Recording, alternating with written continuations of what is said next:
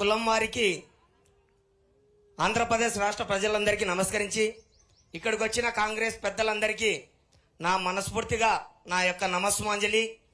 మన రాజశేఖర్ రెడ్డి బిడ్డ అయిన మన తెలుగింటి ఆడపడుచు, ఆంధ్రప్రదేశ్ ఆడబిడ్డ, అమ్మ అక్క చెల్లెమ్మల కోసం, అవ్వ తాతల కోసం, అన్న తమ్ముల కోసం, ప్రతి ఒక్కరి కోసం ఇక్కడికి ఒక ఉపాధి హామీ పథకం గురించి ఆమె ఒక ఉద్యమాన్ని నడిపించడం జరుగుతుంది. ఇక్కడికి వచ్చిన పోలీస్ డిపార్ట్మెంట్ వారికి కూడా నేను శిరస్సు వంచి నమస్కరించి నేను కొన్ని తెలియజేయాలనుకుంటున్నాను. అయ్యా, ఆంధ్రప్రదేశ్లో కరువు పని అనేది ప్రతి ఒక్క నిరుపేదకి, ఉన్నవారికి లేని వారికి ప్రతి ఒక్కరికి పక్కా ఉంది. లేదని చెప్పేవాళ్ళు ఎవరో వాళ్ళ యొక్క అంతరాత్మకి తెలుసు ఉందా లేదా, దానివల్ల మనం ప్రయోజనం పొందుతున్నామా లేదా అని. దయచేసి చెప్తున్నా, ఇవాళ మనకు మొట్టమొదటి అవకాశం ఇచ్చినారు మన షర్మిలమ్మ తల్లికి. ఇచ్చిన వారికి కూడా నా యొక్క మనస్ఫూర్తిగా నమస్సుమాంజలి తెలియజేస్తున్నాను. కేంద్ర ప్రభుత్వాలకి, రాష్ట్ర ప్రభుత్వాలకి అందరికీ నమస్కరిస్తున్నాను హృదయపూర్వకంగా. ఎలా అంటే, ఒకప్పుడు పెద్దాయన రాజశేఖర రెడ్డి గారు రచ్చబండ కార్యక్రమానికి శ్రీకారం చుట్టాలని అనుకొని ఆయన మనకందరికీ లేకుండా ఆయన ఆ అల్లా దగ్గరికి, ఆ దేవుడి దగ్గరికి వెళ్ళిపోయినాడు. మన దురదృష్టం ఈ పొద్దు అదే రచ్చబండ కార్యక్రమానికి శ్రీకారం చుట్టుతున్న మన తల్లి, మన తెల్లగింటి ఆడపడుచు వైఎస్ షర్మిలమ్మ గారికి ఈ అవకాశం దొరకడం మొట్టమొదటి పునాది అని కూడా నేను గుండె ధైర్యంగా తెలియజేస్తున్నాను. మనకు ఈ అవకాశం ఈ కానాలపల్లెకు వచ్చిందంటే ఎంతో మనం అదృష్టంగా భావించాలి. కానాలపల్లెనే కాదు, శ్రీశైలం మండలం, మన సిరివెల్ల మండలం కానీ ఆంధ్రప్రదేశ్ మొత్తం ఎక్కడైనా ఈ అవకాశం దొరికినందుకు ఎంతో మనం అదృష్టంగా భావించాలి.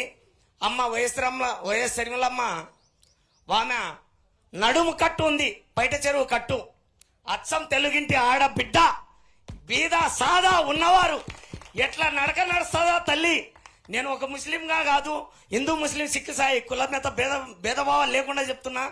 అచ్చం ఆ తెలుగుంటి ఆడపడుచు కట్టుకు నేను శిరసా వహిస్తున్నాను. ఎందుకంటే అది తెలుగు ఇంటి ఆడపడుచులందరికీ కూడా గర్వకారణం ఆ తల్లి కట్టుబొట్టు. ఇవాళ ఒక ఆదర్శం కూడా. కొన్ని తెలిసి తెలియక చెప్తుంటా, 4th క్లాస్ నేను చదువుకునేది, క్షమించాలి ఏమన్నా తప్పులుంటే. రాబోయే రోజులలో కాబోయే సీఎం మన షర్మిలమ్మ గారని కూడా నేను పీరా అనే పేరు గౌస్లాదం దస్తగిరి స్వామి మీద ప్రమాణం చేసి చెప్తున్నాను. ఏమయ్యా, అది నమ్మకం చిన్న వయసులో ఉన్నవాడికంటే అది అందరికీ లేదు. నిరుపేద కుటుంబంలో, నిరుపేద బతుకుల్లో వెలుగును నింపాలంటే రాజశేఖర రెడ్డి కుటుంబానికి ఉంది.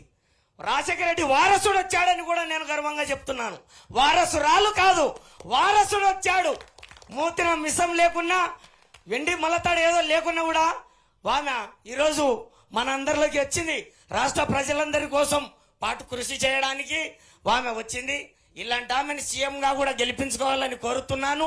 ఇంకోటి, మన కష్టాలు కన్నీళ్ళు, కరువు పని గురించి మాత్రం వదిలేది ఉండదు. ఆయన ఎవరో, ఆయన పేరు నాథూరామ్ గాడ్సే గారంట. అంటే ఆయన పాపం మహాత్మా గాంధీ గారిని కైలాసానికి పంపించిన ఆయన. అలాంటి ఆయన పేరు చేర్చారంట. అయిపోతూ మన మహాత్మా గాంధీ గారిని తీసేసి ప్రతి రూపాయి మీటర్ రోడ్డు మీద ఏముందంటే పసిపిల్లలు కూడా చెప్తారు, ఉత్తపైన ఉండే మన గాంధీ తాత గారు అని చెప్తారు. అలాంటి మహానుభావుని పొద్దు ఆయన మన భారతదేశం కాదు, స్వాతంత్ర సమరయోధుడు. స్వాతంత్రం వచ్చినదే ఆయనతోటి. అలాంటి ఆయనను దృష్టిలో పెట్టుకోకుండా కేంద్ర ప్రభుత్వాలు, రాష్ట్ర ప్రభుత్వాలు ఎవరి పేరు చేరుస్తామంటే ఎవరు అంగీకరించము. అది నా ఒక్కడిగా కాదు, ఇక్కడికి వచ్చిన అమ్మ అక్క చెల్లెమ్మల అవ్వ తాతలు, అన్నదమ్ములు, పెద్దలు అందరికి కూడా గుండె ధైర్యంగా ఎదుర్కోవాలని కూడా, షర్మిలక్కకు సహకరించాలని కూడా నేను మనస్ఫూర్తిగా కోరుతున్నానన్న. నా తప్పులేమున్నా అంటే క్షమించండి. ఇంకోటి, రాజ్యాన్ని ఏలే రాజు పాదం మంచిగా ఉండాలి. పదవులు ఇవాళ ఉంటాయి, రేపు ఉండొచ్చు, ఉండకపోవచ్చు. పదవులు కాదు ముఖ్యం, వేరే వారిని ఉద్దేశించి మాట్లాడడం ముఖ్యమని నేను చెప్పను. పదవులు ఉంటాయో ఉండవో మనమే కనలేము. పదవులు శాశ్వతం కాదు. చేసిన మంచి పనులు, మంచి కార్యక్రమాలు ప్రతి ఒక్కరి గుండెల్లో నిలిచుంటాయి.